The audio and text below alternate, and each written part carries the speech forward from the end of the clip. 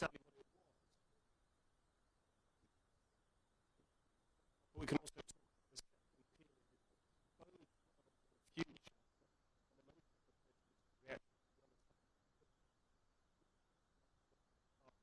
Then we conceded, and I think that did influence our performance. Possession, and we always gave them the option of a free man, so we struggled. Even though we conceded two goals from set pieces, with the exception of that goal that they missed to make it 3-0, so we could have been a bit more switched on. But I think we're extraordinary after the break. I think we saw exactly what sort of team we are in the second half. We didn't let them breathe, we didn't let them settle, we pressed very well.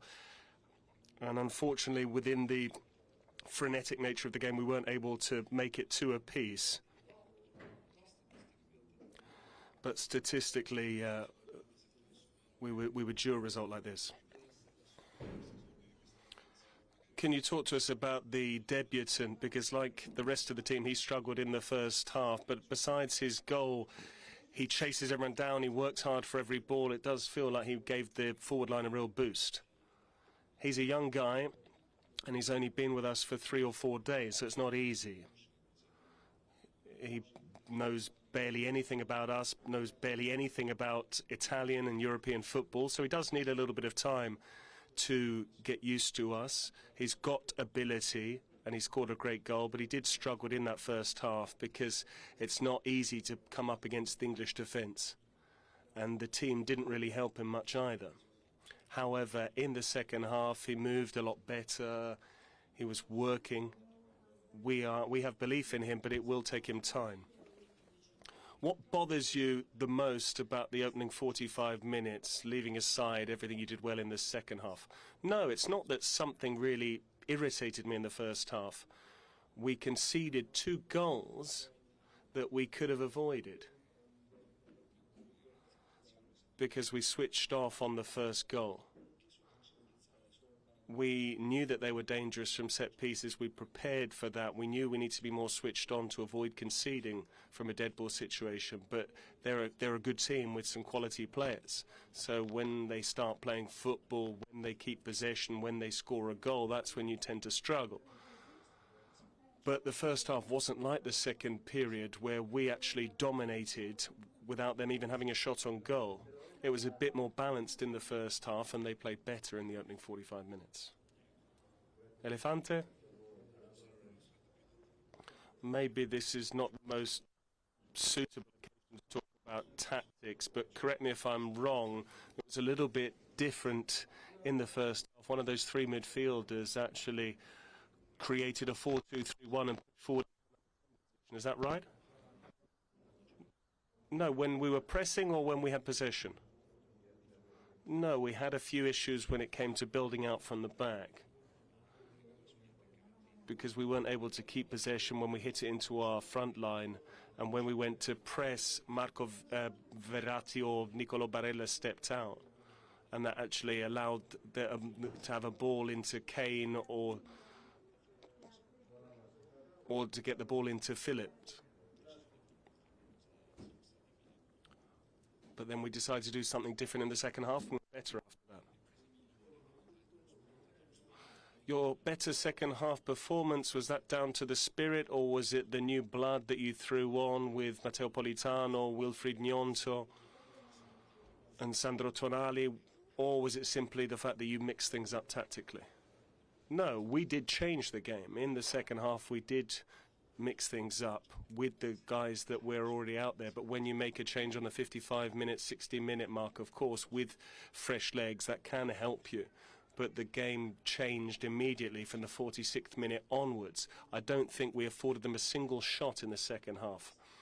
And this is a team that went down to 10 men 10 minutes from time, not after 50 minutes of the game. So I think that's the positive thing. And of course, we are angry to have lost this game. But we have always started things on the right foot. This time it's an uphill battle, but hopefully we can chase things down.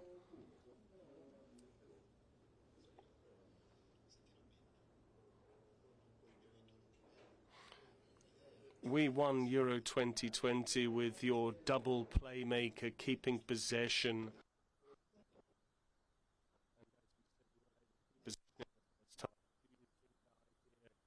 Is still valid, or given who came on in the second half, do you think now might be the time to change your footballing philosophy, have a slightly more powerful midfield unit? Because when they close you down, Jorginho and Verratti in there actually struggle as a unit.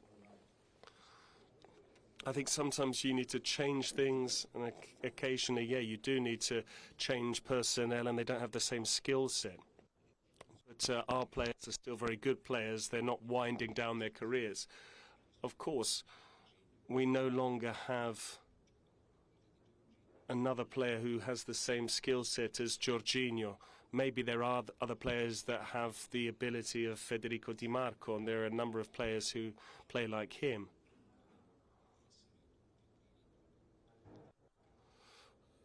But I think we need to be a little bit better. But we were better in the second half than we were in the first half. But you don't necessarily need to throw the baby out with the bathwater. You need to give things a lot of thought. But I think England are one of the best teams in the world.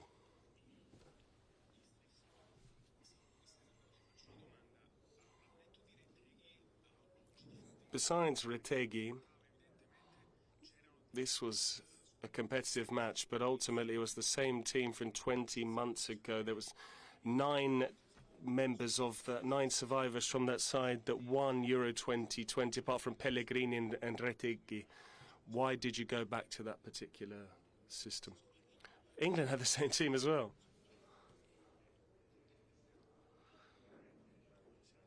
These are not guys that are 36 or 37 years of age. These are players who are 29, 30 years of age. This was a top-level match. This was the start of a European qualifying campaign, but I think it's important to have players who are used to playing in fixtures such as these. These are good players who can still give us plenty. Any other questions?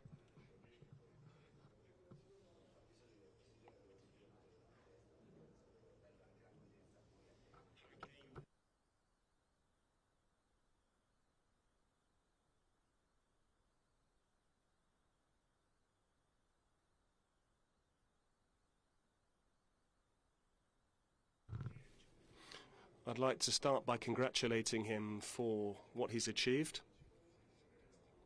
He's a fantastic striker because he can do the lot. He scores goals, he gets the team playing, he's good in the air, he scores penalties, can take free kicks. He's a striker, so congratulations to him. I hope he can score many goals.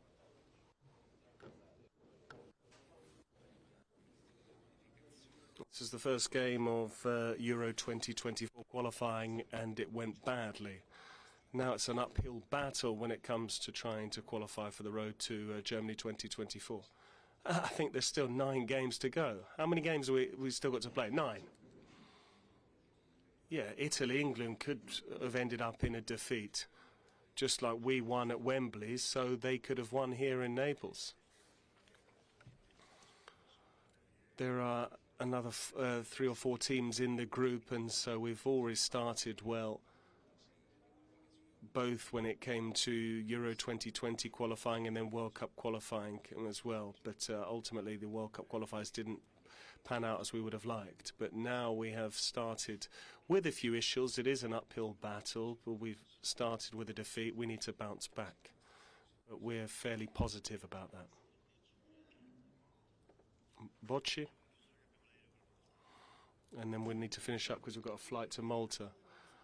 Roberto, what do the wing-backs need to do to help you play better, or the wingers rather? I don't think Berardi tried to beat his opponent in the first half. Do they need to be a bit braver in taking on their players 1 against 1? Domenico Berardi's only just fit again. Maybe he's not 100%, but